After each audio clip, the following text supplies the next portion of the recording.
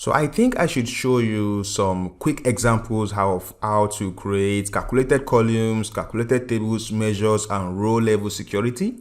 But before we do that, I will need to show you the data set we'll be making use of so that you have an understanding of what kind of data we have, and all the formulas we will write will make some sense to you.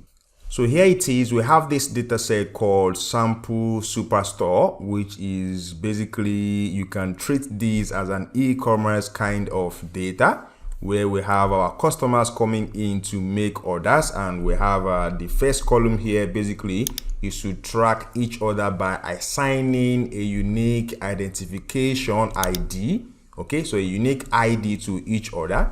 Then we have the date that the order was made, the date that the order was shipped, the kind of shipment that the customer has selected. So here we have first class, same day, second class, and standard class shipment.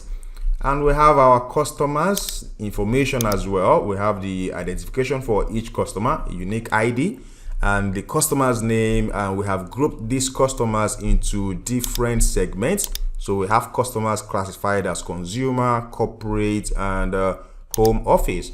We also have information about sales representatives, the team they belong to, and the manager of that team. So if you check the sales representative field, for example, you will see that we have plenty names, or a couple of names there.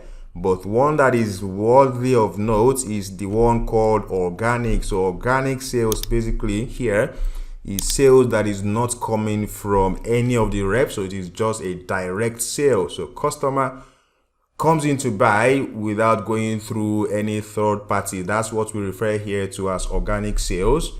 Then we have information about our locations, which is where the customer is ordering from and where we are shipping the goods to. So we have the city, the state, the postal code, and the region as well. Of course, we have information about the products.